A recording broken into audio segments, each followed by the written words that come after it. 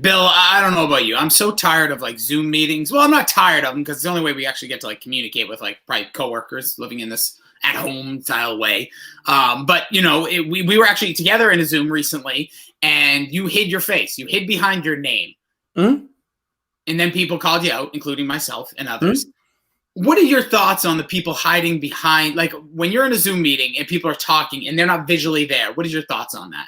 I mean, it's kind of like depending on, I think, a lot of things. For me in that moment, I was working, so I didn't want to seem disrespectful, just hammering away on the keyboard. Sure. So I usually, zoom up if that's the case. Plus, the internet in my room has been terrible. I kind of have to go into like complete dark mode to get on a Zoom or even this. Like every other appliance has to just be completely off to do this. So like I am a fan of people with the cameras off. Like we have most meetings and only our main boss has the camera on. Like if you don't have anything to do with this meeting, I don't want to see your face. So see, I think it's total coward move, totally high. I get if you're like in your PJs or whatever, or like topless, but I call people out all day long. When they're in a meeting and there are cameras, I'm like, what are you doing? No, I'm all for it. I don't want to see your weird background or, the green screen, all that crap. Just give me the black screen with your name on it. All right, so then, okay, I'll take that because that is interesting. Do you like the fake backgrounds? No, they're usually awful. I will screen grab our girl Jessie Cofield and make her my background every once in a while when I catch her not paying attention to the meeting, and that's why you don't want to do it, because you'll be like doing something else, looking around, and somebody will catch you in a stupid moment. So, okay, I'll give you that, but I do, like, sometimes those, like, virtual ones when people, the look when people are, like, cocked back, I don't know how to explain it better. They look basically like they're laying down, and they have a virtual background, and it keeps flickering out, like, you see their bedpost, and then you see, like, a tropical island background. Garbage. Yeah, it's stupid. I was. Well, if you talk to the average teenager of today and you ask them what it is about pop culture that they like, and the first thing they'll say is the beat. Get yourself addicted.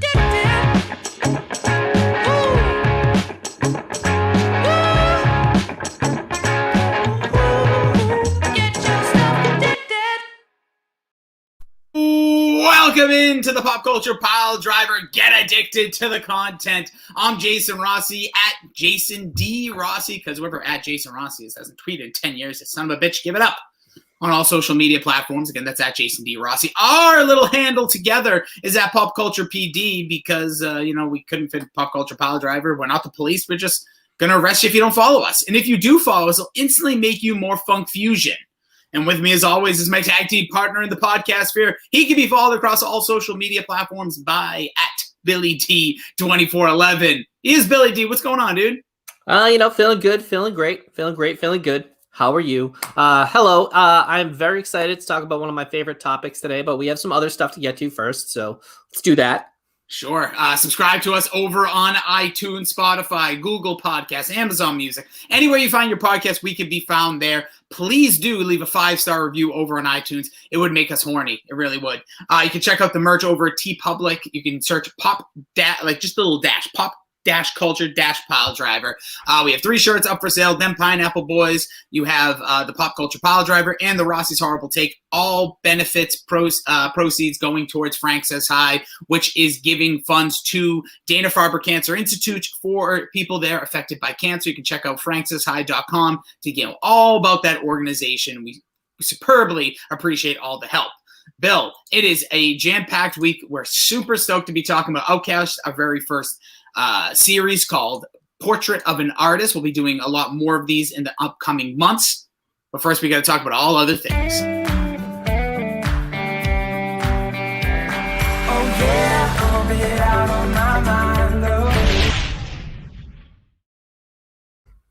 So we do our little short reviews here of WandaVision. Episode 8 came out smashing everybody in the face. All year long, we've been touting Elizabeth Olsen deserves an Emmy, a Golden Globe, a Areola Award, whatever awards we're handing out these days. It is all Catherine Hahn now. She has stolen the show. It just goes on to show. And I hate this is like, I'm a mark in wrestling terms for certain things, but like this show, maybe now Stan, but like, I continue to fall in love with this show because the evolving characters and who shoots up the card. If you were like a wrestling fan, like who's main event, who isn't. Like Elizabeth Olsen was like, oh my God, she is incredible. Mary-Kate Ashley, see you later. Don't even know who you are anymore. And then she has just stolen the show. Those first few episodes, first 3, like incredible performance. Now it is all Catherine Hahn. These last 2 episodes, like she stole my heart. She stole everything. My wife consistently talks about this show. Keeps saying, is it Friday yet? This is incredible. And I thought this episode took everything to the next level with explanation. It just shows, I think we know what the end game, well, we don't know, but they know what the end game is. We have 1 episode to go. I thought episode 8 is right up there. I still think episode 7 might be my favorite, but that's just maybe because of Agatha All Along. Theme song, come on, what's wrong with that? What are your thoughts on WandaVision episode 8?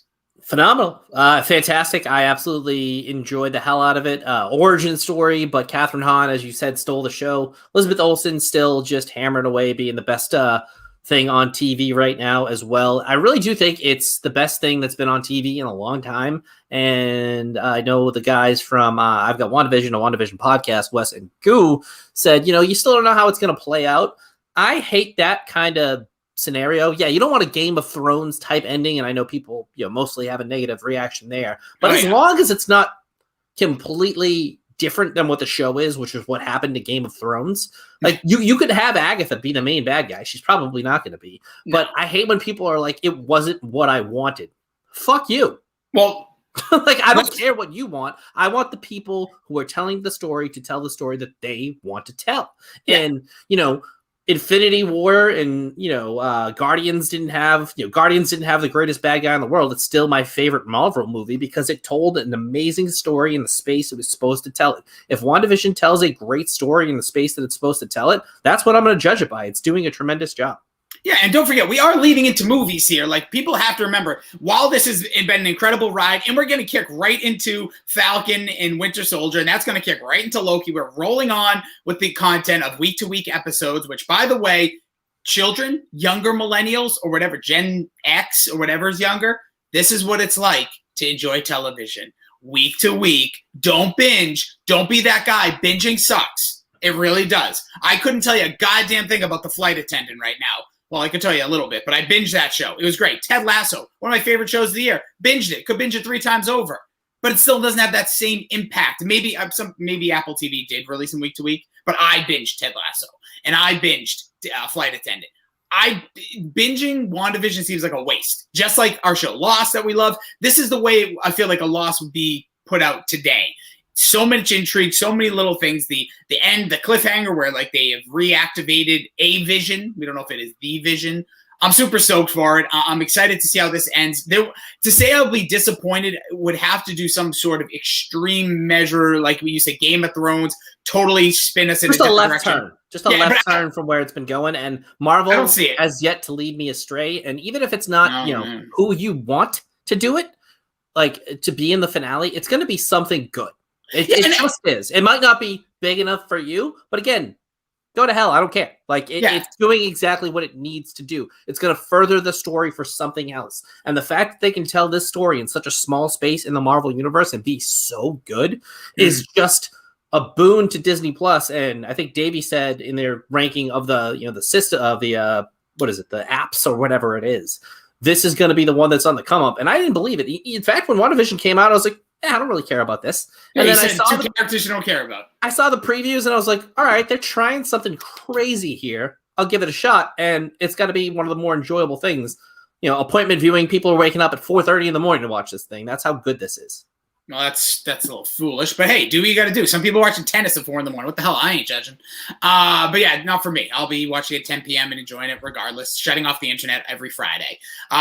Do appreciate everyone who does check it out. And yeah, let us know your thoughts. You can tweet at Pop Culture PD, at Billy D 2411, or at Jason D Rossi. Check out the WandaVision. I've got WandaVision podcast. I heard it has gone absolutely viral. Is the biggest podcast in the world, according to Goo, because he tells us every single time he Google searches it. Also, Bill, this week, I don't know, speaking about superpowers, if you can prove you have superpowers, Bill, right now, which I know you might, you are the man of glass, so that could be a superpower. Dr. Joe's trying to, nip at your heels on that. You could win $250,000. Really? If you can prove you have superpowers, there is a website that is running I don't want to call it a contest because that sounds a little more gaggy. It is CFIIG.com says, if you can demonstrate paranormal ability, aka superpowers, are you interested in earning $250,000? Is disappointing women in a single night a superpower?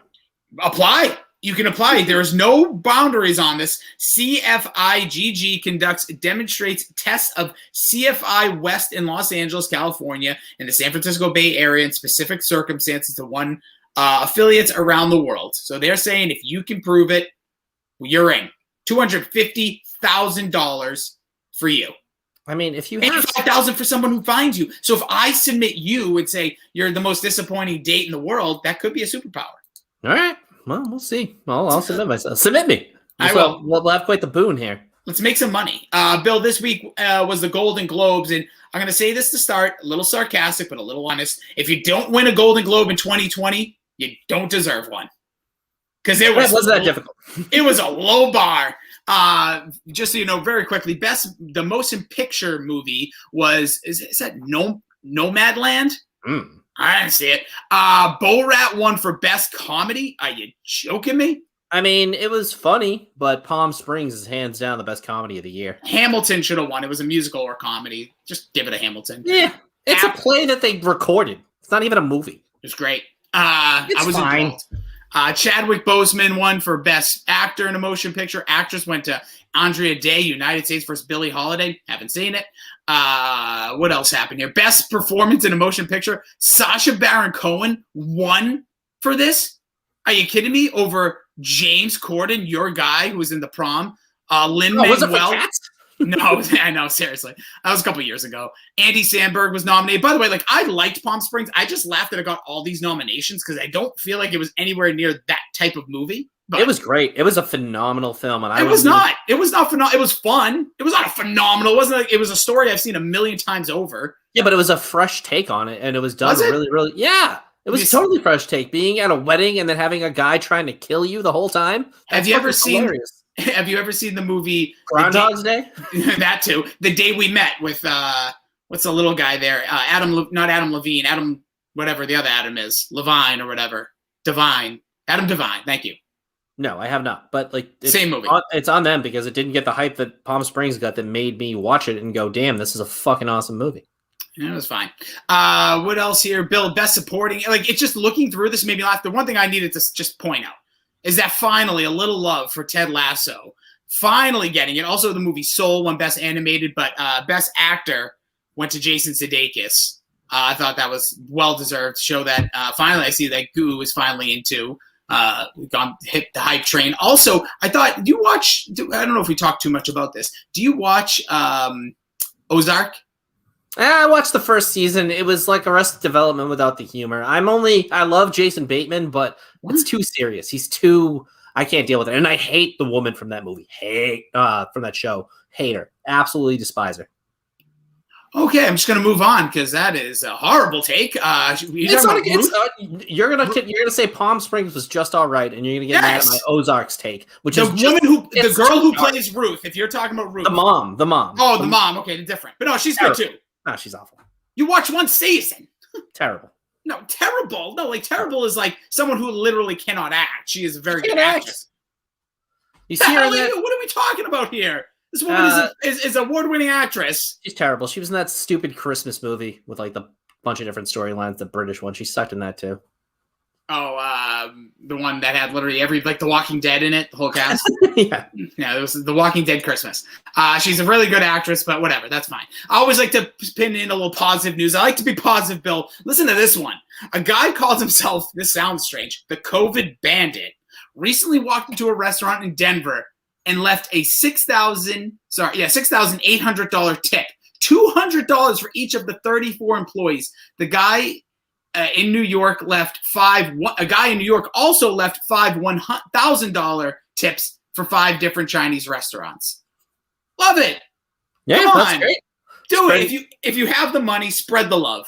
Yeah, I mean, I definitely don't have that kind of dough right now. I hope to one day to be able to do that, but that's that's about as good as you can get right there. I, on the other hand, am going to Texas where they just announced COVID is no longer a thing. It's canceled. We're living a cancel culture right now, and somehow COVID has been canceled in Texas. I'm not going to tell people what to do or live their lives. Just be careful. That's the best I can say. Mask up if you want. I guess you don't need to in Texas. And good luck, Bill. Don't call me after. Hope you survive. All right, Bill, let's get into it. The thick of it, the meat, the bones, maybe, is it arguable or are they? We could probably definitely the greatest rap duo group ever. Yeah, because who maybe we're wrong. Like NWA. Nope. I'm just trying to think of who's the nominee. Like who else you'd say? Wu-Tang. Yep. Who sang No Diggity? Blackstreet. Blackstreet has one album and 3 songs. 3 songs total that are good.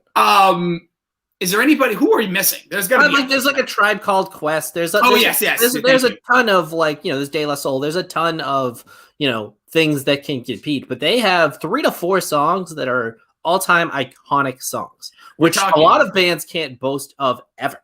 Like ever, forever. Like they have iconic phrases like that have like been in pop culture for years now. The ever, shake it like a Polaroid picture. What's cooler than being cool? Ice cold. Like that's just one song. That's just one song. They have transformed. Like they created a genre of music pretty much on their own. They, the South got something to say. That's all I got to say. They are one of the most and I listened to the Rick Rubin podcast with Andre 3000, and I was a little timid in this take beforehand. But now that Rick Rubin's who is on board, who has produced every kind of music, and he said it too. He said there's never been music made quite like this before, and there hasn't been after. When you listen to them, their thing growing up, the thing that they were with was organized noise, and that's like the best way to kind of describe their sound.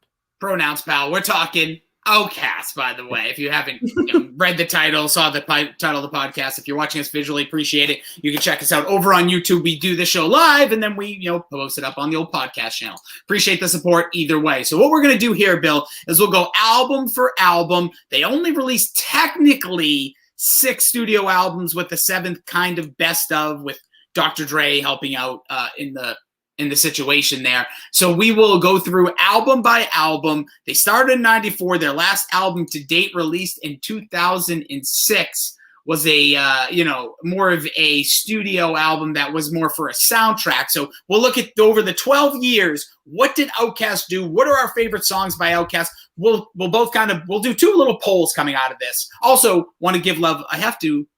Before we start this, Bill, we had a poll last week for our 2001, and I X'd out of my Twitter poll. So let me just double check here, because I believe Get Your Freak On made a huge jump due to the, as we know them as the DK Sim fam. When I told them all about this, votes started getting a little funky there. The winner of last week's vote, Get Your Freak On, 32% of the vote. So they go into the 2001 Jukebox nominee. Second place. She goes. They, I think there's a couple artists featured. Tied for second was EI and Drops of Jupiter. Drops of Jupiter was dominating for a while. But EI could have won if it wasn't for the DK Sim fam. I'm disappointed in you people. What do you mean it could have won without them? It was where the party at came in 12%. But still. Well, yeah, I said EI could have won if it didn't, like you said, the DK Sim fam made a push for Get Your Freak On. Well, their votes, when I opened it to them, there was 30 very fast votes, and that one shot up the charts, Get Your Freak On, so. Yeah, I mean, some of the people in there, I love, but for that one, that hurts. Yeah, you hit Billy right in the junk. So there it is. Get Your Freak On goes in 2001 Jukebox. And so with this one, I think what we'll do is say, what's the best Outkast song and what's the best Outkast album? I mean, I have a definitive pick for both off the bat. Yeah, but we'll let the people vote over at Pop Culture PD. All right, Bill. So in 1994, Southern Playlist Cadillac Music was released. What were you laughing at? It's just funny because I also listened to a podcast where a guy just reads Wikipedia, and he read the Wikipedia page for Outkast, and he claimed to be a fan, and he did a worse job than you because he didn't even rehearse it. He's like Southern Playlistic. The song goes Southern Playlistic Cadillac Funky Music, but it was just funny hearing this dude. He was also did it go like Aline's this? At Aline? Did it go like this? Southern Playlistic Cadillac Music is a 1994 debut album of American hip-hop duo Outkast. After befriending each other in 1992, rappers Andre 3000 and Big Boy pursued recording music as a duo and worked with production team of Organized Noise, something like that. Anyways, that is the facts behind the album. Two friends that are two guys that are just vibing together, go ahead and put out an album. It is released in April 25th, 1994, peaked at number 20 on the Billboard Top 200 albums, certified platinum in the United States. This was during the phase of like gangsta hip hop, or like this was East Coast, West Coast, totally. Like, you know, this was the Source Awards where they won new artists. Where Suge Knight came on stage, was like, if you don't want your producer dancing in the videos, you can come over here. So incredible. And they got booed that night for winning Best Artist because, you know, that's the famous, you know, I got the South got something to say. That's all I got to say. And you know, they grew up, they went to the same high school. It was like an performing arts high school. They, you know, rap battled each other and then were like, let's form a group. So kind of a cute story, but, you know, this album, it's okay. It's, you know, I think it got 4 out of 5 mics in the Source. For the time, it was incredible. And I don't know if you want to hit me up with your favorite songs from it. So I'm just picking one off of each. I listened to this album. This one I had fun listening to, but not necessarily as much fun as I continue to listen. I'm not going to pretend like I listened to this album when it came out. Was a hip hop fan. I was like 9 years old. Didn't really know much about Outkast. Obviously, history, went back, listened to it. Do remember hearing the album when I got older. But for me, I think you might actually have the song as well, but it jumps out. I listened to the album without looking at the titles of songs while working. Went back, I got to get that. It's get out, get up, get out. Mm-hmm. That song is memorable, jumps off the page when it comes to this album, and I think is by far a standout track within this album, because I think it encapsulates, I think, what this album is, the style of music, the kind of like flashy hip hop, showing off my swag, but before there was swag, I guess it was like chains and I might shoot you. I don't know, whatever hip hop was at this time. So for me, that's a song that stood out for me. What about you, Bill?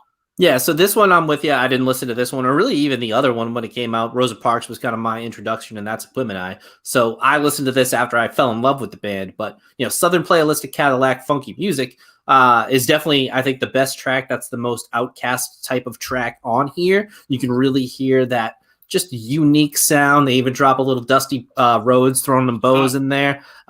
They were just ahead of their time. You know, this was kind of a take on Mary Poppins' Supercalifragilisticexpialidocious, as, you know, Big Boy kind of uses that to explain it a little bit in, you know, some of his verses. So this one just has that great feel. And also one of their bigger hits from this album, I didn't put it there, was Players Ball. And that was really their big first thing, because they were featured on a Christmas album, and that was actually a Christmas song. Because all the players show up on Christmas Day in Atlanta, because things don't really change for a player. It's honestly, and I think the thing that stands out about Outkast that we're going to go through with every one of these albums, just to give you a little like ratings, we talked a little bit about Source. Source gave it a 4.5 out of 5. Rolling Stone, this is the album guide. The Rolling Stone didn't actually cover it, but it gave it 4 out of 5 stars. Los Angeles Times, 3 out of 4. Entertainment Weekly gave it an A. Other ones that you might actually care, the Atlanta Journal Constitute gave it a 3.5 out of 4, and AllMusic gave it a 4 out of 5. For a debut hip hop album that has that kind of funk to it, and in a world that is so congested with big names at the time, you know, Tupac, you mentioned like Tribe Called Quest, even bands like Arrested Development, who were getting like big ratings at the time. This album came on the scene and just hit right off the bat. Don't forget, we also had Biggie. You were kind of fading away. You saw like LL Cool J, and most of like the 80s hip hop was kind of faded off from there. But it just really surprised Bill how it was the first received. Explosion of Southern rap onto the scene, and every Southern rapper will credit this album, the Source Awards, for them being put on the map and kind of no longer having to fake it like they're New York people, and just embracing the kind of culture and, you know, the pride that they have in their city. And now Atlanta is, you know, just flush with some of the best rappers there ever has been, and it's largely because of them. Yeah, or if not all because of them. Club One Tweezy was dedicated nights to Outkast when it first opened. All right, then came out 1996, August 27 was released. I believe I'm saying this right. Is it AT Aliens? Yep, that guy butchered it on the. Hold on, let me do my best. AT Aliens. ATL Aliens is a second studio album by American hip-hop duo Outkast. It was released August 27th, 1996 by LaFace Records. From 1995 to 1996, Outkast recorded ATL Aliens in sessions at several Atlanta-based studios. Bosstown Recording Studios, who cares? All right, so that was an album. Now, this one is where, if you listen to Outkast today, and then you listen to Supercalifragilisticexpialidocious or Southern playlistic Cadillac and funky music, whatever you want to call it, that album feels like it's a different group. Because it wasn't really, this is the album they first started producing on fully.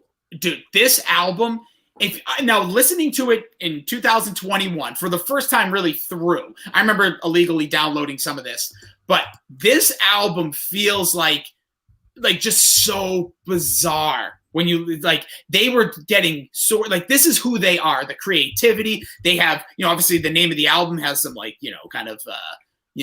out there kind of flow. They use so much more jazz in this album. As you mentioned, they produced a lot of this. This is where they kind of play off of, as you mentioned earlier, Players Ball. They kind of take some of that instrumental hip hop and then also what we like to call here a little funk fusion, and they just bring it all here.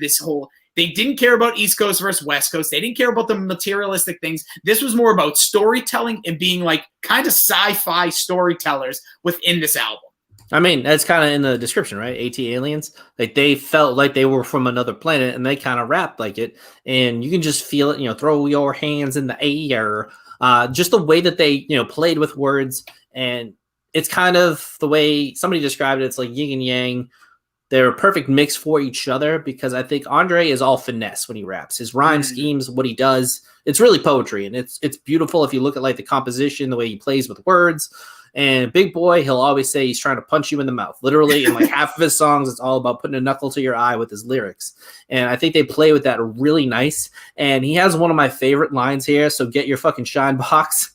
And that's pulled straight from Goodfellas. So these guys are referencing pop culture, and they're not referencing it in a way kind of Biggie did, the milk was chocolate, the cookies were butter crunch. They're kind of bringing a little bit more relatability back to it, and a little bit, it feels more real. And again, this wasn't something I listened to at the time. The next album was kind of the one that I actually had, but this, you kind of connect with their songs a little more than some of the rap that we listened to at the time, because they were talking about things that were a little more closer to relationships and friends. They painted a better, aesthetically pleasing picture of life. Yeah. And for me, the song that stood out when you specifically mentioned that, it was the lead single as well. Had no idea. Never heard this on the radio. Didn't get a lot of, I don't think, Northeast play. But Elevators, Me and You, which is a description, basically. I listened to the song, then I looked up the lyrics, then I read about it. It's basically the story of the two of them. That they came up, like you mentioned earlier, just two high school buds, kind of worked their way, gravitated towards each other, made their creation into something, started winning awards, and they're just kind of seeing that as the rise up, if you would, of their fame, of their fortune to a little bit extent, but they went into it here using that kind of science fiction beat a little bit to it. But Elevators, Me and You is just such a beautiful story of friendship. That's really what that song is, told in a hip-hop version with a little science fiction twist. I also liked Wallin is my other song on there because I just love what we hear. This album is so cool sounding. Listening to this, if I drove around with windows down and, you could be close to people would be asking me, what are you listening to? That sounds that's a cool sound. And what is that? You don't hear stuff like this today because rap and hip-hop today is so overproduced. This is my kind. I'm so happy we're doing this. And I had this experience of re-listening to some of my, this music, especially this time period of hip hop, 80s to me and obviously the 90s, just so much, I think, better. It would be difficult for me to listen. If I put on a Drake record right now after listening to whatever 5 days of straight Outkast, I'd have a real hard time. But again, Elevators for me stood out. Yeah, I mean, it's just because, you're only as funky as your last cut, and we'll get to that in a second, but they brought something different to the table. And even just the composition of the way they did their songs was different. A lot of rap songs, it's just chorus, verse, or verse, chorus, and bam, bam, bam, back and forth they go. they have breakdowns in their songs like it's a rock song with a solo. They let the instruments really speak on their record too. Rosa Parks is probably the best example of that, and B.O.B., but we'll get to that when we get to that. I liked 18 Aliens. I already mentioned the one line from Big Boy. And then Dre's line, no drugs or alcohol, so I can get the single clear as day. He gave up all of that stuff around this time, so his message could be, on point. So no drugs, no alcohol. It's just Andre. And this guy is amazing. And if you listen to the Rick Rubin podcast, it's really sad because he's given up on music because he doesn't think he can do it anymore. He's afraid of people's reactions, and he's self-conscious. And like, what hope does that give me as somebody also with social anxiety and is self-conscious that if Andre 3000 can't persevere, what am I doing? No, well, to speak to that, there's a part of me that actually respects it. And here's why. I actually think sometimes shutting it, like if you have money, unless you have the creative juices, like I say to you all the time here, I don't care if you're producing straight up crap. If you feel like you have creative stuff, like people in this podcast, these guys suck. Don't care. I appreciate, this is our creative space. This is something we come together, put our little pea brains together and create a corn brain that puts out some content. If you have it in you, get it out of you. And if Andre feels like, you know what, man, I can't reach that same height. I don't want to do it. I don't want to put it out there. I hate to hear it, but I respect it at the same time. Like, if you don't want to do it, don't do it. But if Andre 3000 has he's doing acting and he's in shows, you see him he does plays, he does a lot of stuff.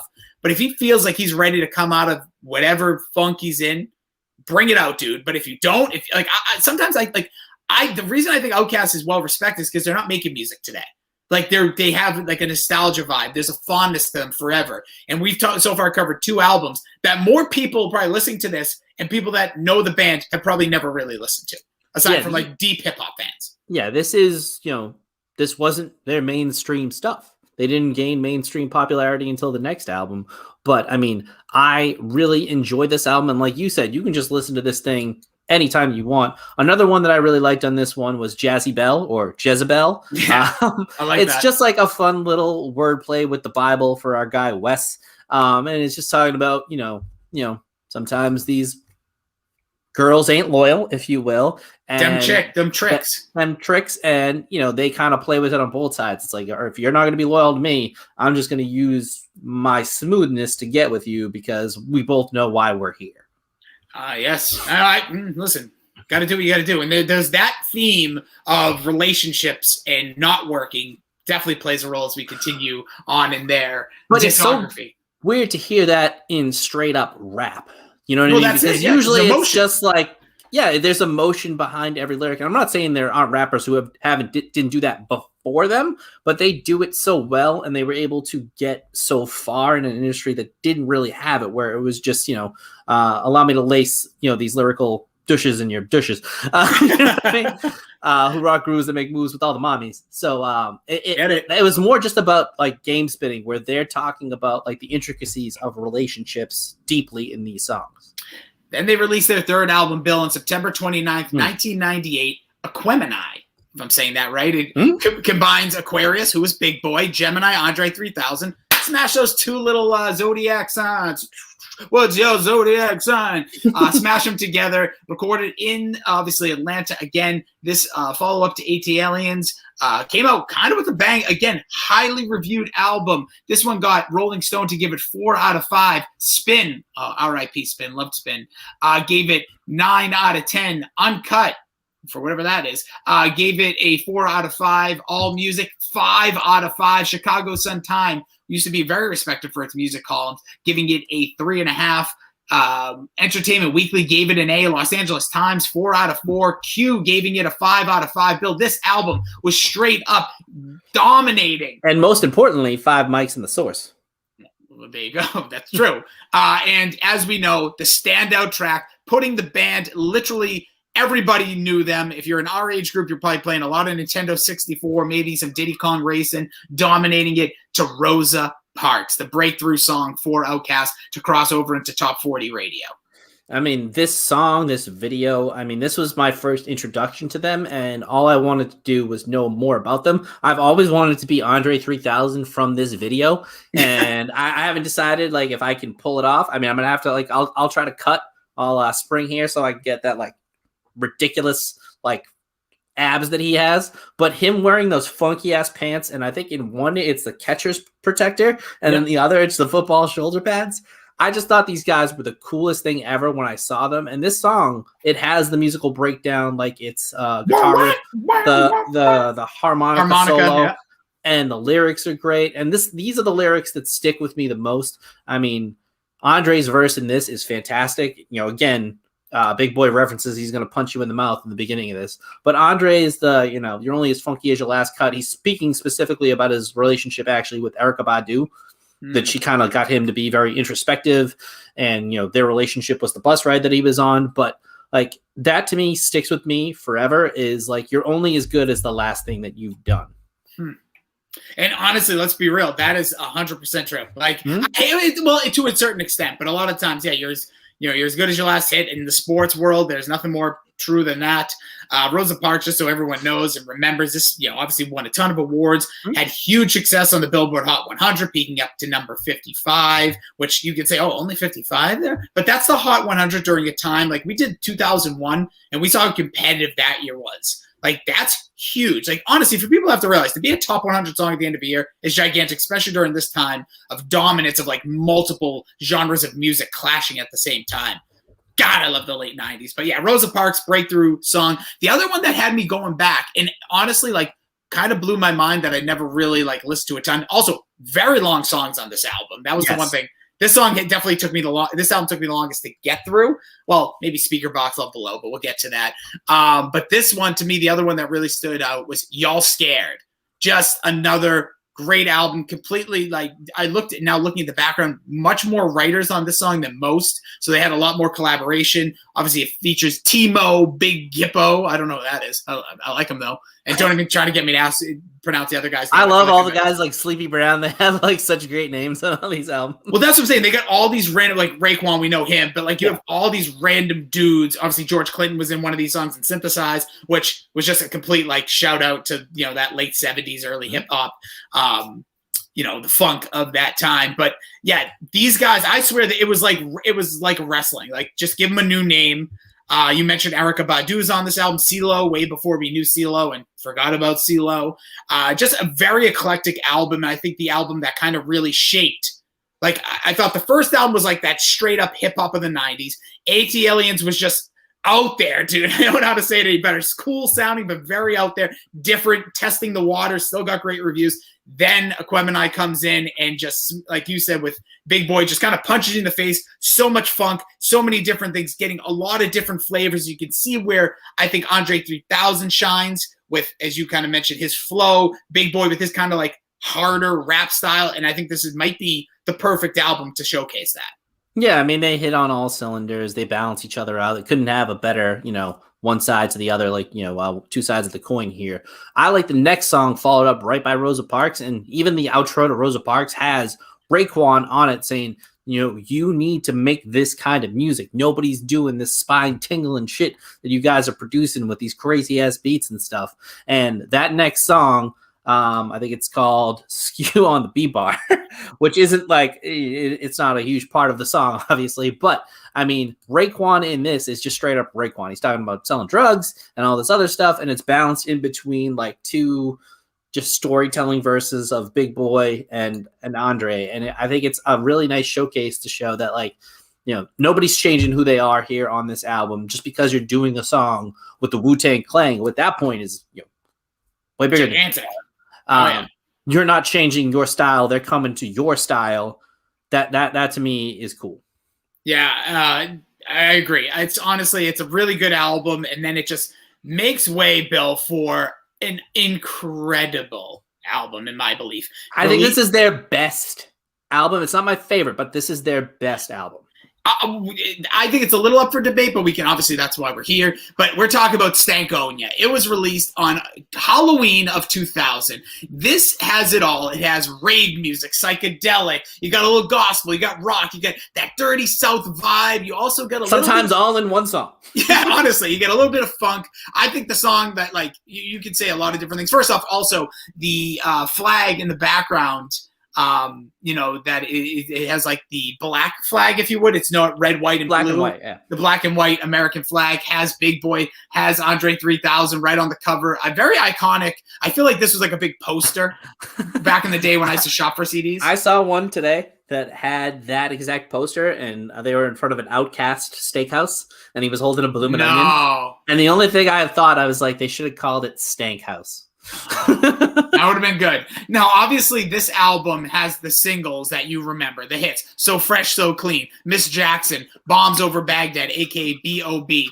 They won Best Rap Album, Best Rap Performance by a Group or Duo. It was number 1 on the Hot 100. 2001, just Grammys all over the place. This is number 359 on Rolling Stone's top 500 greatest albums of all time. I think it should be higher, too. I think it's probably one of the best albums of the 2000s. Probably, to me, it would be a top 10 album. I don't argue. See, I think that's foolish, in my opinion, not you. Like, it's hard to nominate those. And, like, I think it's, again, just being on the list of the 500 greatest albums of all time, I don't care if you're 13 or 539. To be recognized for that is amazing, in my opinion. It is incredible, but, to me, my favorite group here, it's a slap in the face a little bit, but they're on the list. I know. But I don't think it gets enough respect because it is such a groundbreaking record. And I can vividly remember, this is one of like my clearest memories I have, getting this CD and putting it into that like shitty 5 CD changer thing where the top came out. You got the 2 tape decks below. The speakers you connected with those shitty little wires. I don't know why you keep downing it. Those things had some of the best sound quality. They did. They and really no joke. did. Like that, like take your MP3 players, shove them up your butt. Your phones suck. iPad's terrible. Speakers on your built-in laptops horrible. Those things were built. The speakers were incredible. They really did slam. They did slam. They did. But RCA, what? I don't think you knew me when I lived in the smaller room of my mother's house. When in 2000?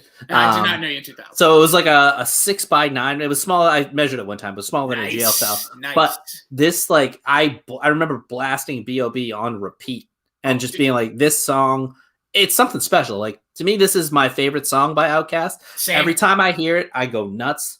Big Boy reposted a video of mine that I did to this, which is the greatest honor I will ever receive. Yeah. Like, you can no longer tell me anything about my editing because it now has the official Outkast stamp of approval. And I want people to know he didn't like re-gram it in his story. He literally posted it from Big Boy, who has millions of followers, and just gave you a nice little shout out. So huge kudos to you. The videos are super important to the podcast, super important to your creativity. So keep doing it, Bill. Not for me, not for the podcast, even for you. Like, doing that stuff is huge. Along come the days that you used to just tag me or tweet at me or text me and say, hey, retweet this.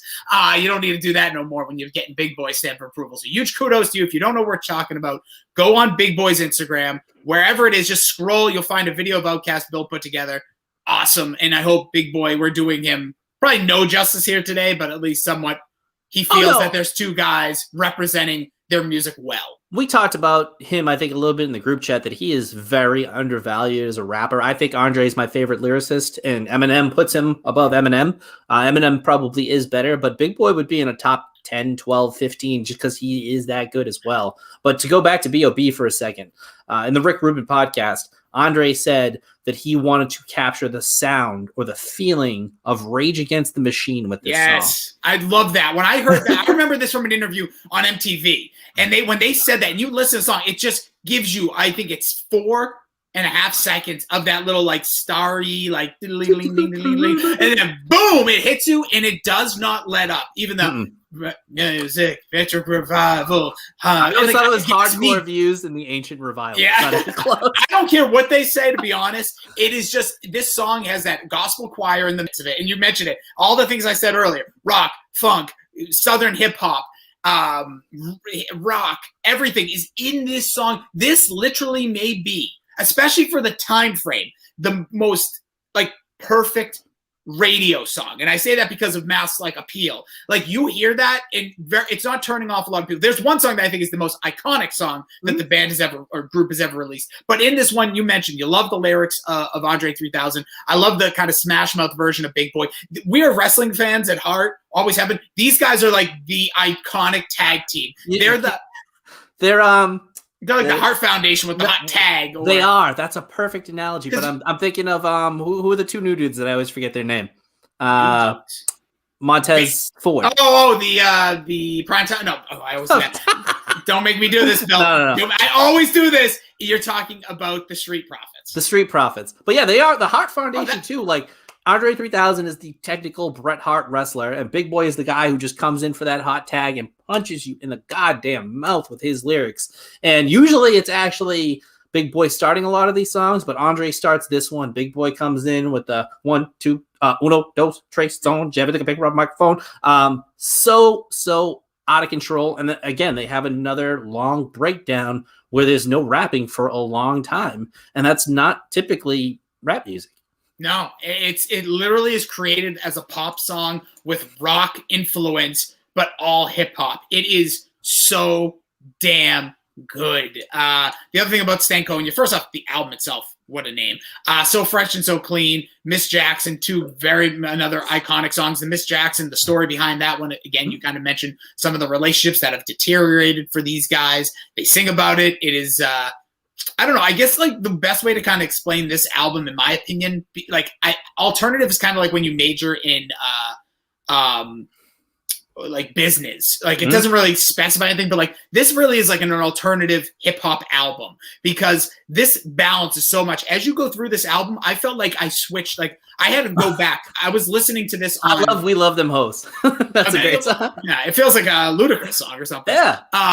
Before its time. But like this was the album I was listening to this on YouTube Music just to paint the picture. So it's on my iPad to my left while I'm working, and I kept going back being like, oh, I must have switched albums. And I didn't. This album, while AT Aliens definitely played around the most from like one song to the next, the extreme sounds, this had the most like, if this was definitely the best produced album, I want to say. And secondarily, I just think this one has the biggest punch throughout the entire album. In another song, this is also their first collaboration with Killer Mike, I believe. You also have Be Real is featured on Explosion, which I think is a cool track, not necessarily my favorite. Again, a lot of small, quick tracks in this, like a little interlude that I love, like old school hip hop albums when I would like Silk the Shocker, Master P from a few years earlier were all about those, and so we're all like the Bad Boys. Gangster Bleep, if you will, with C-Bone, Team is it Nick, I think, or Mo, T-Mo again. Those are another one. And there was another song on here. Oh, a song that doesn't get any credit, and now it's the last song, was Stankonia itself. Yeah, good track. You've got, again, your guy Sleepy Brown you mentioned earlier in there, but I think we both agree B.O.B. is kind of the standout here. It is, but one of my favorite ones on this one, and I kind of, stumbled upon this, Humble Mumble, probably like 6 years ago it came on, and I had never really listened to the track, and then it kind of just, speaks to you, and it's talking about stuff that is in today's culture. They are talking about the issues that are going on right now in our world and the social inequities that are going on, and they were just also ahead of their time in that, and, they speak a lot about personal relationships, but, if you want to reach, he says this in a few things, but if you want to, like, reach the world, you got to start from your corner, and they talk about that a lot, and it's just a really good song. Erykah Badu's on it. I think Andre's lyrics and verse in this is phenomenal. So if you haven't heard it, I think it's the most underrated Outkast song of all time because it's not on their greatest hits, but I definitely think for me it would be a top 6 after because their hits, that's the thing too, like when they hit a home run, it's a grand slam walk-off. Like their hits are absolutely all-time rap songs and in some cases pop songs. Yeah. So to me, this is their best deep cut they have. There's a lot of good ones on this one, like We Love Them Hoes. Oh, hilarious. I love that song. Now, do you want to jump to their next full release or do we want to go with their like greatest album here? Greatest hits. So I think we could talk about the greatest hits one quickly. I mean, I think we both have one song that we like to hit on here. Yeah, it's the whole world. Like, we don't have to bring up the whole album. It's Dr. Dre and Big Boy, or Dre and Big Boy present Outkast. It was just like a re-release of the last 4 albums we talked about, certain songs. Mostly a lot of AT Aliens, which I found interesting, kind of done. But the whole world with Killer Mike, that had to be a Stankonia song, just the way it feels. And I just love the chorus of the song. And the whole world loves it when you sing along. Wow, wow, and it introduced me like to Killer Mike fully here, who's an incredible rapper, huge Atlanta guy. He also was very vocal. Bless you. I think you muted it anyway, so good on you. He was very vocal in the days, in this last year of, what people should be doing. I think he was the guy who came up with the mobilize, strategize stuff. So they were kind of on the same page of the message that they were trying to deliver. And this song has a great message. I think Goo referenced this as one of his favorite lines, and I think he thought it was Big Boy. I think it actually might be Killer Mike, glitter, glitter, floss, floss, catch a beat running like Randy Moss. I mean, that's Killer Mike. This song, oddly enough, reminds me of my junior winter ball or whatever it was called, because I remember listening to this with buddies in the car there. And this song, I know it's a random memory, but it's just like such a great pump up, getting you ready for a party, or if you're like making a playlist and you just have friends starting to gather over the place, maybe somebody brings over a rodeo cheeseburger platter. It's like, that's a perfect song just to have as a setting. I would put this crap on loop for an hour until you want the party to kick off, because it just has that nice beat. Yeah, and it's, that organized noise a little bit. It's got the carnival feel, obviously, if you've ever seen the video. Yeah. But this is also something to take into account, too, why I love them so much and why you have fond memories. These were our transformative years, like 98 100%. To 2003. These are when we were in middle school and high school. So 18. A lot of these moments, sync up with major events in our, adolescenthood. Absolutely. Teenage years. Yeah. And the next album, the major, I think their biggest album when people look at this band, I know Stankonia. 10 million sold or something like that. Ridiculous. Obviously coming off the heels of Stankonia, released in September 23rd, 2003. It is Speaker Box and Love Below. And here's what's special about this album. It was a double album. Usually kind of hate those, to be honest, because I can't remember a lot of those songs I said. This also has your psychedelic, your pop, your funk, your electro, your jazz. But the special thing here is these are two creative guys who mesh so well together that they probably, and I don't mean this to be rude, obviously the Beatles went through this with the White Album. You hear Weezer's been through so many different, band therapies, wanting to do solo projects, didn't like the creative juices together. Hell, we bump heads about stuff. Anytime you're with one person doing a project over and over, you sometimes can smash your head against the wall and be like, oh, this guy's a pain in the butt. Oh, I wanted this. So this was a perfect album because Andre 3000, they never had beef, by the way. They don't claim to have beef. He just did his thing on one side. He went to go do a little acting. Yeah, Big Boy did his thing on another side. They smashed it together to make an Outkast double release album instead of solo releases each other. And I think it made for pure gold because you get the best, I think, of both worlds in this one. And, of course, when you hear this album, we had Big Boy's kind of big hit on this one was I like the Way You Move. Yeah, Way You Move. And then Hey Ya from Andre 3000. And Hey Ya, I think, is one of the most perfect songs ever made. It is, and it is incredible. And I think Rick Rubin touched on this a little bit, and you even mentioned the Beatles, that they created Sgt. Pepper's Lonely Hearts Club Band because they had attained such ridiculous fame that they needed a fake ego to write songs for. And Andre wrote this song in the vision of himself being every member of the band. This song is 100% all him. He started writing it when he was on doing Stankonia, but it is the perfect, it's the perfect song. It's not the best song ever. It's one of my favorites ever, but it is a perfect song. Everything about it, the video and all of their videos, you see this music. It speaks to you. And this is the perfect song for it. It's so relatable. Every lyric hits you just a little bit. It's got the great breakdown. And I just can't get enough of this song. But here's my thing on this album. This song and there's Roses. There's two other pretty good songs on this by Andre 3000. I love, Happy Valentine's Day. That's a great song. But then every other song, Big Boy dominates. His album is one of my favorites, and this is my favorite album of all time. And Big Boy has nothing but hits. Note that. Nothing but hits. I've said this for years. You can go check my tweets. I've said Outkast is my favorite band for years. I can check my tweets. So. I'm gonna scroll your tweets I'm like you're an athlete, and I'm gonna try to get you. I'm gonna try to cancel you from start to finish. And the other thing about this, Hey Ya was number one. The Way You Move was number two. Yeah, crazy. Dude, these songs, and one thing I want to say about Hey Ya, the reason I think it's one of the most perfect songs, it is a miserable song, dressed and danced up in happiness. It is so sad, but also one of the most realistic. Anytime a relationship has failed, which we've all been through, you know at one point it needs to die. You need to kill this thing. And that's what the song really is about. So you don't want to hear me, you just want to dance. Yeah, that's it. That's exactly it. It's like, you don't want to hear what I have to say, we just want to dance. And that's literally any poor relationship. You don't want to deal with it. You just want the happiness. You just want to go to the movies and shut up. Go out to dinner.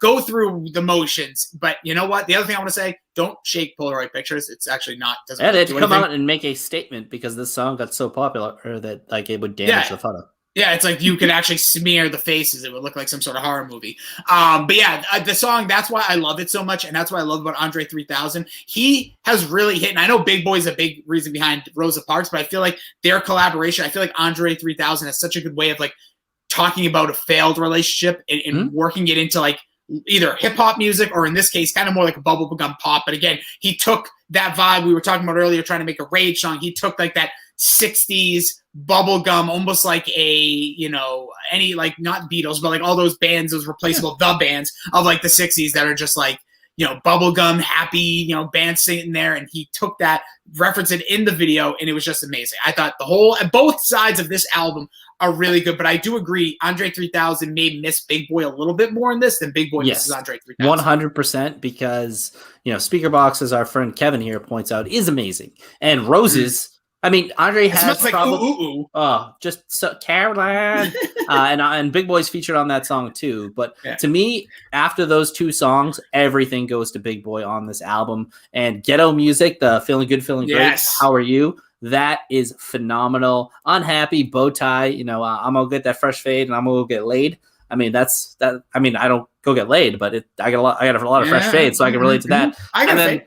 Then last, you did, looks great. And then Last Call, the last basic full song on the album, is just one of those songs that I don't know why it never took off as a hit, because it's got everything you would want for a club hit. It's got Little John, and he is electric on this. The beat's electric. Everything about this song is just slamming. And you know what's fun about this song? Andre 3000, who I think only touched like 3 or 4 songs in this album, he is the producer of this album, of this song. I thought this song, going back, if you listen to this, if you're not a fan or, you know, whatever you take out of this, like, if, you know, sometimes we would do reviews of wrestlers or movies, like watch, I want you to listen to Last Call. I agree with you on this. I'm surprised it wasn't even released as a single. You could release it today and it would be a hit. Maybe. It's actually, you know, have we ever talked about my theory on music about that? This is a big thing when I was there. Like when I used to tell, like, we should re-release songs that were missed. Like, there's some bands that put out songs. If you re-release them today, I bet you they'd be hit. So maybe you're right on that. Like, instead of trying to create a new artist, that's a big to-do, these record labels, re-release some old stuff and just call it new and re-release the album. But, you know, you mentioned Little John, East Side Boys are on there. Last Call, it's part of Speaker Box. All right, last album here, Bill, by the band, or by the duo. Kind of went out with a whimper, critique me if you will. August 22nd, 2006, Outkast released Idlewild. Is a studio album by American hip-hop duo Outkast. It was released August 22nd. Anyways, they stuck with LaFace Records, by the way, this whole time. This album did debut number 2 on the Billboard Top 200, did have 5 singles that made it to the Billboard charts, but at the end of the day, yeah, we said this before we came on live, but it was an album created for a movie. That was a period piece. Yeah, exactly. It was a period piece, and like they were trying to theme their way into something where every album before this was just creative, and they just crushed. The reviews came back a little bit softer. All Music, 2 out of 5. AV Club, a B. Entertainment Weekly, a B. NME gave it 4 out of 5. A Pitchfork, where they started to publicate, they gave it a 6.7 out of 10. Rolling Stone gave it a 4 out of 5, which I found strange. Spin gave it just a 3 out of 5. It still has the Outkast flavor, but it's lacking that and that essential Outkast feel. And I think it's always because if you let the form dictate the content's going to suffer. I know what they were trying to do here, but they can't be put into any kind of a box. They need to just be able to flow and create their own stuff. And they were creating it for, you know, a bootleg type of alcohol 1920s ish kind of movie. Yeah, it was like and it just really didn't fit. No, and I don't think it fit, but it just wasn't it wasn't their best stuff by far. What I think it is great if we got something right after this with just say Love Box and the Love Box that's basically Speaker Box and Love Below. If they separated those two albums, one came out before this, one came out after, maybe we're talking a different story, even though that'd be strange. But I just feel like this being their last piece of release music and what they were trying to do, I don't know. It's there's weird comparison, but Archer, great show, right? We both love it. But then when they started doing those noir piece seasons, it's just I get what you're doing. It is still good, but it's just not the same. And I feel like that's kind of what happened here. They went to noir. They went to thematic with their album and putting all 25 tracks, a lot of interludes also in there again. But that's a lot of music, a lot of creativity going towards this one period piece. And over an hour long, this was the hardest for me to get through in an album. That only one that really stands out to me, and it's probably because of its features, was Hollywood Divorce. And it was also that's the one I had too. Yeah. And Morris Brown has that drumline feel. I kind of like that one. But they talked about this a little bit too on the podcast, not this album specifically, but when you get something from an artist you don't like, even Andre references it in Rosa Parks, they wasn't coming with it that time, but I feel you. So it's one of those things where, you hear something and I don't really like where he's going with this, but I think they were forced into such a small space here that normally if an artist does something like the Kanye Life of Pablo, I didn't like that for 6 years. And now it's one of my favorite albums because I appreciated what they were doing on it. This one, it was just it was made for a movie. To me, it's not an Outkast album. Yeah, it's a movie soundtrack, it's a soundtrack that features Outkast. Yeah, and that's the thing about all of their music, except obviously all of this is Outkast because it has the funk feel to it. But even though all of their other albums previously are so different, it's all Outkast. It's it's an indefinable sound, but it's them. Yeah, I agree.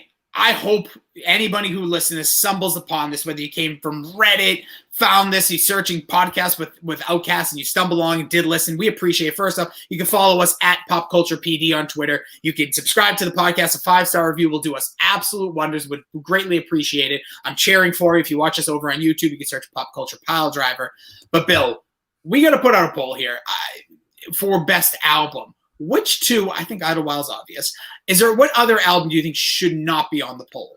I think you go Speaker Box, Love Below, AT Aliens, Stankonia, and Equipment I think that's, right in the middle there. Eliminate the top and bottom, and that's really, that's the Outkast I love and embrace the most. Do you just guessing without people doing any research? People just look. They're all, as I like to now call them, box score warriors. They just see it and click. Is Stankonia going to dominate this, or do you think it's Speaker Box, Love Below? I think it's Speaker Box and Love Below just because it's got a transformative song, an all-time great pop song, and then I was surprised that Roses didn't do as well on the charts as it did. Yeah. It was released almost a year later after the album, after the other two came out. And I Like the Way You Move would have been a number one song had it not been released at the exact same time as Hey Ya. Hey Ya. And a funny thing is, Hey Ya was the number one song on the last Casey Kasem top 40 and on the first Ryan Seacrest top 40. R.I.P. Oh, wait. He's still alive. And he does everything still. American Idol's still on, Bill? Is it really? That's bad. Could you name me the judges on American Idol? Simon Cowell. All right, we're moving on. Paula Abdul. No, we're not talking about 2004. Randy Jackson. I wish. That was the best. Don't care what anybody says. Ellen DeGeneres, kind of underrated as well. Say what you want. All right, so, Bill, that'll do it for this one. Again, this was a blast. Listening to Outkast, I suggest, honestly, whatever you're doing, you're working from home, maybe you drive, with listening to your podcast, your favorite radio, whatever you're doing, just toss on some random Outkast songs. Because I'm telling you, especially AT Aliens, I felt like I was cool. I felt like I wanted to call people and be like, guess what I'm listening to? Listen to this. Don't I sound knowledgeable, cool, with it? Don't I say with it? When the title track comes on and throw your hands in the air, just the way they just have so much, it's just provocative. I don't know the right word to describe it, but you can just feel the energy Fusion, inside of Bill. the music. Yeah. Provocative fusion. And also, I just love it. No, obviously I was huge, like, this is during like X-Files time as well. So like all the sci-fi, just like the little like nuancy ways that they like introduce like the beat to it, including like a sci-fi feel. Like it just sounded just so cool. Like I can't explain anymore. Again, not an album that I think stands out as much as what their next three did, but really appreciate it. Again, huge shout out to Outkast. Again, thanks to Big Boy for retweeting our boy Bill, or regramming, or reposting, whatever you want to call it. You can check out Bill's vid over at Pop Culture PD. Anything else, Bill, before we put a bow here on Outkast? It's my favorite group of all time, and I think re-listening to this was a great experience. It definitely cemented it, and it was really fun to dig into these guys a little bit deeper than I ever had thought I would, and to find out stuff about them just made me embrace the music even stronger. Would you want another album from Outkast? I don't know. It's kind of one of those things where you said it, like they aren't making music anymore, but I don't think that Andre would get out of his funk unless he was going to bring the funk, if you will. So, I mean, I definitely think they still have more to offer, because it's not, as much as I like Jay-Z, he's not as introspective as these guys. He wouldn't have a take on it that I would want right now. It's kind of like, no offense to Kevin, I know he loves Eminem, but like, I don't want to hear an old white guy rapping. Like, and I don't care if he's talking about political stuff. Like, the reason I connected with Outkast was because it talked about stuff that was a little bit more just some of their stuff is, gangsta and all that kind of stuff, but it talked about, relationships and just the stuff that I connect with more. It's relatability. They I think are still, to this day, in my opinion, most relatable from a duo standpoint. I know Eminem can be super relatable to some. I know Kanye West's early stuff can be super relatable. But for me, I feel like most of their music, and there's hidden messages. They also were very smart. They weren't giving you, like, this is what I don't like about hip hop sometimes. It's right in your face. Here's the message. I'm telling you right here. Where I feel like this is a lot more like, listen. Humble mumble. That's the way the cracker crumbles. Like, I mean, there's obvious symbolism there. Like, if you crack a crumb, a crumbs fall. It's a cookie crumble, and they change it to a cracker. I think we all know why. But it's just one of those things where they just captivated like the audience that they had with their music, their rhymes, everything. Like I just love them. They are an explosion of music. If you like any genre, everybody likes something from Outkast. That's my takeaway. Even your mom. I was just going to say, your mom, your dad. Hey Ya was played on every radio station in Boston. Magic, like your adult contemporaries, your hip-hop stations, your alternative station. It literally was on every radio station, aside from like Spanish gospel or talk format. But incredible. They probably used the intro and outro, though. They probably used the bed. So I'll put a bow on it. Absolutely love doing it. Outkast. Let us know your favorite album. Let us know your thoughts. Slide into those DMs. This week in Shared Universe. But they do. I don't know. Dork did their bracket. Oh, they did their bracket. They're doing, I think it looks like television characters will win, which will be great. I'd like to know how they're going to break it down for show. I think I actually would suggest maybe doing like an 80s, 90s, 2000, 2010 brackets, but you can do animated, drama, all that kind of stuff. Mac and Goo, of course, did the 1989 classic Aliens. Good one. Changed My Mind, did something. TLDR talked books. They did their bracket as well. The cereal or something. All right. I listen to them a little later in the week. By the way, Dork, not even a mention of a Rossi's horrible take. So you were doing well, my friend. No, you know what I think it is now? I think now they don't like charity. I'm going to actually I'm going to hate text Keith soon. And be like, as soon as we started giving away shirts, like, you stop doing it. I get it. I think you know what we could do too? Like, I was thinking this when they said it. They are allowing people to sponsor their bracket. So maybe you could just send them $5 a day for a couple of days. They'll send you some money. I ain't sending them crap. They're going to have to give me $5 for nonprofit. All right. They're always honking stuff. We're always supporting. How about they support this? People are crushing. By the way, I do want to say one thing. I did find Davey, the sensitivity levels, again, spiking up. be careful with the Dork Boys. That's all I'm going to say. Be careful with them. They are the most popular, but they're also the most. They have a little tinge to them. All right, they're gonna spill it. They're gonna spill it. They're gonna fill you up with getting back to you in the DM there. I'm sure. Them Pineapple Boys are reviewing the finale.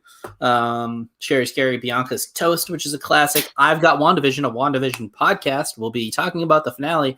And I think it will be the first time that everyone in the DSG will do the same topic. Yeah, next week, I think we just go full board. We'll review it. I thought about this. I'm going to ask everybody, once we all collaborate and do it, if everyone records their video, we should just make one, like crazy, 5-hour-long podcast. Honestly, and just release it and be like, here's just a crap ton of WandaVision stuff, because it's the number one search throughout. It trends insanely over, a 4-day period, basically from Friday to Monday. I've noticed every week. Weekends are dominated by WandaVision, so it wouldn't be a bad idea. No, I want TLDR to do it. I want them Pineapple Boys. Them Pineapple Boys. Because if you're on the season finale, literally you should just do one. You should just, even if it's like the 5-minute release, just do 5 minutes on it. I want Joe to talk about it. You should both do it on the Peloton though. Ooh, we could. We're getting a pretty big bike gang now. Me, you, Keith. I'm not on the Goo. But you have the app, right? Oh, yeah, dude, I'm on there. Nobody wants to follow me, but I'm on there every day. You want to know, I'm on the hottest streak of my life with workouts, just so you 10 know. days, 20 days? No, I've been doing it since December. Haven't missed a day? I have not missed a day. Sometimes they're just stretches. I'm not going to lie. That's all right. You got to get them rest days. But I'm telling you right now, if you follow at Jason D Rossi, my profile goes back to, how do you go back here? Doesn't matter. Nobody cares about. But my streak, did they tell you streaks? Not just the ones in my end of parents. I have a 49 week. I don't know how to go back. But I basically have just dominated. Because I said to myself, why not work out every day? What do I have to lose? Whether it's a yoga class, run. Well, no. Still working on that. Doesn't mean you have weights coming off all the time. Working on that, a little calorie defect. But anyways, you can check out Bill. You're at Billy D 2411 over on the. Yes, I am. Yeah, there you go. And I'm at Jason D Rossi, and you can check out all the boys. We could make a hashtag. The hashtag Dork Shared Bikerverse. You got to be careful with that. Very hard. Just like Dork Shared or Gooniverse. DSG. Hashtag DSG Biker Gang. I'm not a biker. Yeah, but whatever. I'm in. You're the exception to the rule. I'll walk up and go, oh, that's a cool motorcycle. I think Mac might even have one. So we're getting pretty big now into this. I know Wes totally boycotts it. Wes is just different to be different, just like everybody else. Is he trying to Mac it with that? Yes. Wes also came in second in poker. That was disappointing. Did you win? No, came in third. Made the podium again, but we appreciate you. All right, so next week, WandaVision. We're also going to release our bracket. I've actually stabilized time frame because I feel like a lot of these things are going to end really early. Let's let some of these guys get through their big weeks, and we'll kind of come in probably same time with Dork. So you can check out Change My Mind. Looks like they're doing Serial. The Mac and Goo are doing their movie vault, which is also, I've been telling Goo, you should be posting the old podcast in their threads so people could go back and listen to them. Repopulate your stuff, dude. You guys have a lot of great content, the hot butter and all that. And then Dork, like we said, look like they're telling you, so you can check out their vote. We'll be back next week, Bill. WandaVision season 1. I think we're in for a good treat here at this finale. I'm excited. I'm a geek. I'm a mark for it, but I don't know all the ins and outs. I can't get all in the 13th edition of the 14th book. I don't know any of that, but what I'm seeing, I like. Okay, I cannot disagree. I can't agree more. Is that the right thing to say? I don't know, but I'm totally with you. I'm not even that deep into Marvel. I've seen at least all of the movies once, but watch Hulk again. It's really good. Yeah, I thoroughly enjoy this show, and I think we're going to be I'm going to be very happy with the finale. If I end up not liking it, I'm going to hate myself. I'll just let you know. I'm not, my expectations are so median. This isn't Endgame, but if they Endgame this thing in my stupid head, whatever, take what you will, I literally might just not, I might quit the podcast and just stop talking. People might throw rocks through your home if you don't like it. I have a weird feeling I'm going to like it more than most at the same time.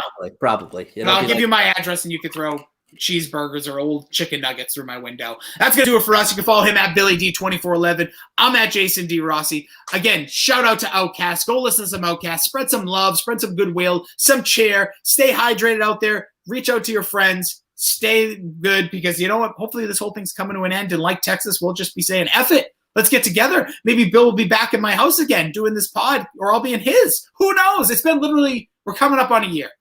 Very close. It next week. is over. It is over a year because a year ago I was in Chicago, LA today, or Chicago today. Chicago. So it already happened. Mm-hmm. I gotta listen I have back to not that seen you podcast. in person in a year.